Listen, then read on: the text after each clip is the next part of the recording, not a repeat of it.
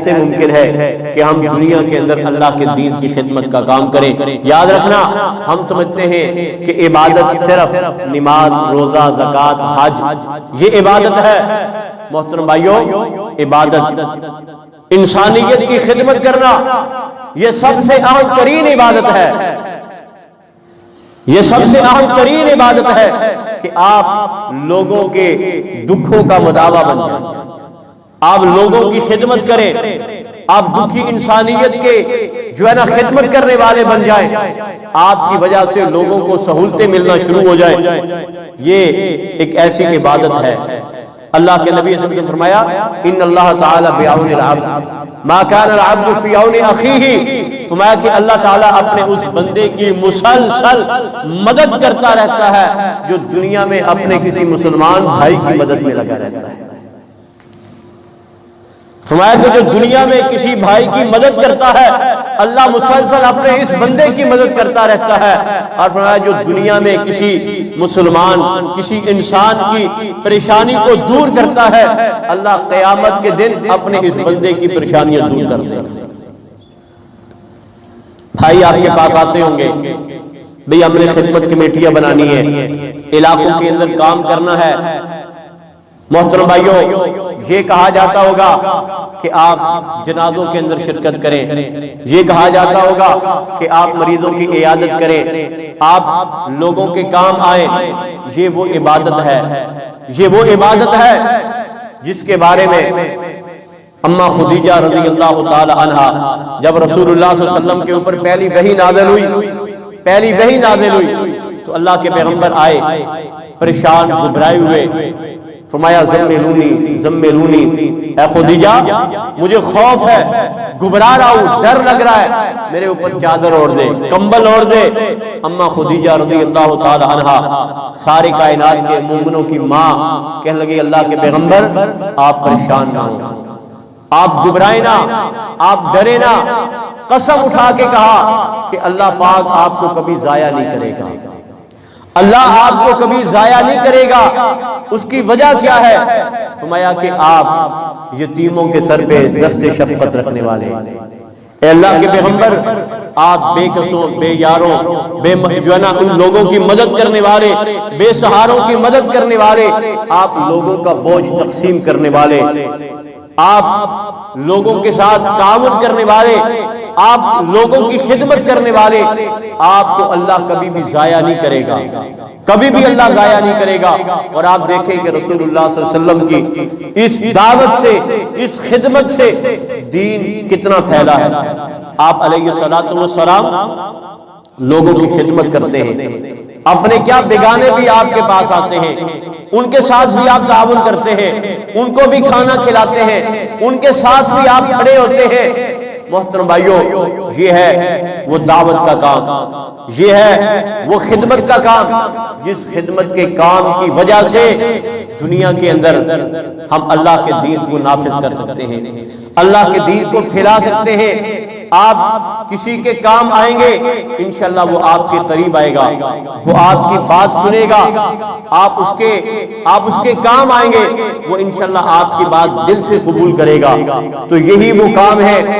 ہم سمجھتے ہیں کہ صرف نماز پڑھ لینا یہ کافی ہے، روزہ رکھ لینا یہ کافی ہے، ایسا نہیں ہے۔ فرمایا کہ آپ لوگوں کے کام آئیں، لوگوں کو جہنم کی آگ سے بچائیں۔ رسول اللہ صلی اللہ علیہ وسلم کہتے ہیں کہ میری امت تم بار بار جہنم کے اندر گر رہے ہو اور میں تمہیں پیچھے سے پکڑ کے کھینچ رہا ہوں، میں تمہیں پیچھے سے پکڑ کے کھینچ رہا ہوں۔ محترم بھائیو، مسلمان کی زندگی کا کوئی لمحہ ایسا نہیں ہے جو بغیر عبادت کے گزر جائے۔ آج کل ایک ٹرینڈ بنا ہوا ہے، ہم کیا کہتے ہیں بھائی میرے لیے دعا کرنا، کسی کو بھی ملے تو ہم کہتے ہیں کہ مجھے اپنی دعاؤں میں یاد رکھنا، ہم لوگوں سے دعائیں کروانا چاہتے ہیں۔ اللہ کے پیغمبر نے فرمایا جو کسی مریض کی عیادت کے لیے اپنے گھر سے نکلتا ہے، فرمایا صبح کے وقت کسی مریض کی عیادت کے لیے نکلتا ہے، شام تک 70,000 فرشتہ اس کے لیے دعائیں کر رہا ہوتا ہے۔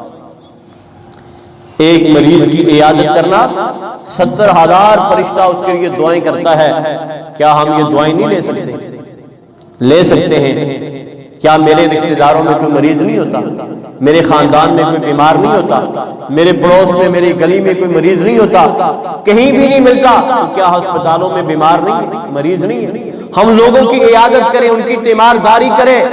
محترم بھائیو، رسول اللہ صلی اللہ علیہ وسلم تو ایک یہودی بچے کی عیادت کرنے کے لیے چلے گئے۔ کون تھا؟ یہودی تھا، اس کی عیادت کے لیے چلے گئے۔ اللہ کے پیغمبر علیہ السلام نے اس کو دعوت پیش کی، اس نے دعوت قبول کر لی۔ باپ کی طرف دیکھا، باپ نے کہا کہ ابو القاسم کی بات مان لے۔ بچے نے کلمہ پڑھ لیا، اسلام قبول کر لیا۔ فوراً موت کا فرشتہ آیا پیغام موت لے کر، بچہ فوت ہو گیا۔ اللہ کے پیغمبر نے کہا کہ یا اللہ تیرا فضل ہے، تیرا شکر ہے، یا اللہ میری وجہ سے یہ جہنم کی آگ سے بچا۔ دعوت پیش کی، اس نے دعوت قبول کر لی اور اس نے کلمہ پڑھ لیا۔ فرمایا کہ میں اس کی عیادت کے لیے آیا، اللہ تیرا فضل ہے کہ میرے آنے سے، میری دعوت سے تو نے اس کو جہنم سے بچا لیا ہے۔ جب بندہ بیمار ہوتا ہے، مریض ہوتا ہے، آپ اس کو اس وقت دعوت دے رہے ہوتے ہیں، اللہ کی قسم وہ آپ کی دعوت کو سنتا ہے، آپ کے ان جملوں کو یاد کرتا ہے، کیونکہ اس کو احساس ہوتا ہے کہ یہ بیماری ہے، اور اس وقت وہ اللہ کے قریب ہوتا ہے۔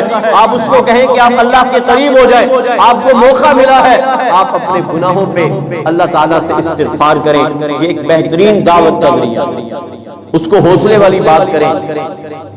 جنازوں کے اندر شریک ہونا، محترم بھائیو، اللہ کے پیغمبر نے فرمایا کہ ایک مسلمان کا دوسرے مسلمان پہ حق ہے کہ وہ اس کے جنازے میں شریک ہو، اور اس کا کتنا زیادہ اجر ہے کسی کے جنازے میں شریک ہو جانا۔ محترم بھائیو، ہم کہتے ہیں کہ آپ کفن رکھیں اپنی مسجدوں میں، اپنے گھروں میں کفن رکھیں۔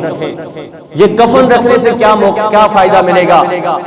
آپ کی وجہ سے اگر کسی کی یہ مصیبت، کسی کی یہ پریشانی، کسی کو یہ سہولت مل جائے، تو میں یہ سمجھتا ہوں، پچھلے دنوں کی بات ہے، ناظم آباد سے ایک بھائی کی کال آئی، کہنے لگا کہ آپ میرا یہ مسئلہ حل کر دیں۔ اچھا پیتا کھاتے پیتے گھر کا مالک تھا، اس کے پاس وسائل تھے، کہتا ہے میرا یہ مسئلہ آپ حل کر دیں، آپ کو جتنے پیسے چاہیے میں آپ کو پیسے دوں گا۔ بھائیوں نے کہا بھی مسئلہ تو بتائیں۔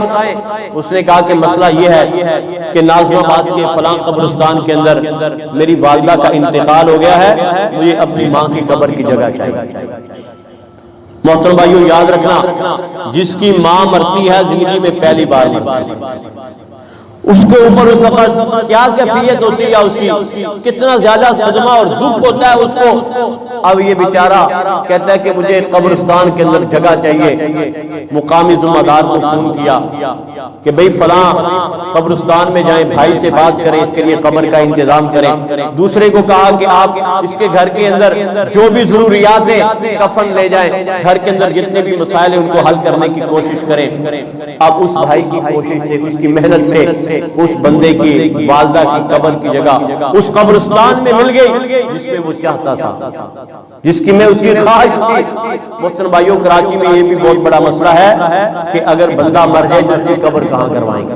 قبر کھدوانا ایک بڑا مسئلہ ہے، قبر کی جگہ لینا ایک بڑا مسئلہ ہے۔ میں 4-5 دن پہلے نیو کراچی میں اسی طرح بھائیوں کے ساتھ بیٹھا ہوا تھا، تو ایک بھائی سے جب ہم نے پوچھ رہے تھے بھائیوں سے، تو ایک بھائی نے کہا کہ میں اپنے علاقے کے قبرستان میں گیا، وہاں کے گورکن سے میں نے ملاقات کی۔ کہتا ہے جب میں نے ملاقات کی، اس کو اپنا سارا کام بیان کیا، خدمت کا جتنا بھی ہم کام کر رہے تھے، تو کہتا ہے کہ اس بھائی نے، گورکن نے مجھے کہا کہ بھائی آپ بہت اچھا کام کر رہے ہیں، آپ بہت نیکی کا کام کر رہے ہیں۔ یہ جو گورکن ہوتے ہیں قبرستان میں، یہ بھی مسلمان ہوتے ہیں، ان کے بھی سینے ہیں، ان کے بھی دل ہیں، ان کے بھی لوگ مرتے ہیں، ان کو بھی اس بات کا دکھ ہوتا ہے کہ کوئی مر جائے تو کتنا دکھ ہوتا ہے، کتنا غم ہوتا ہے۔ اس نے کہا کہ آپ میرے پاس آئے ہیں، قبر کے اوپر جتنا خرچہ ہوگا مٹیریل کا وہ آپ کر دینا، قبر کی جگہ بھی فری دوں گا، اپنی مزدوری بھی چھوڑ دوں گا۔ کیا خیال ہے ہمارے علاقوں میں قبرستان ہے کہ نہیں ہے؟ قبرستان یہاں پر بھی تو گورکن موجود ہے۔ اگر میں اپنے علاقے کے قبرستان میں جاؤں، وہاں کے گورکن سے ملاقات کروں، اس کو ترغیب دوں، میں کہتا ہوں وہ پیسے بھی لے لے، لیکن کسی کی ماں مرے، کسی کا بیٹا مرے، کسی کی کوئی رشتہ دار مرے اور وہ جانتا ہو کہ مجھے قبر کے انتظام کے لیے فلاں بھائی کو فون کرنا ہے، انشاءاللہ میری قبر مجھے تیار کرے، میرے رابطے میں علاقے میں بندہ ہو میں اس کو کال کروں کہ بھی فلاں قبرستان میں مجھے قبر کی جگہ چاہیے۔ محترم بھائیو، یہ ہے وہ خدمت کے کام، یہ ہے وہ نیکی کے کام کہ آپ لوگوں کے کام آنا شروع ہو جائے، اللہ تعالیٰ آپ کے مسائل، آپ کے کام اللہ حل کرنا شروع کر دے۔ تو کیا خیال ہے؟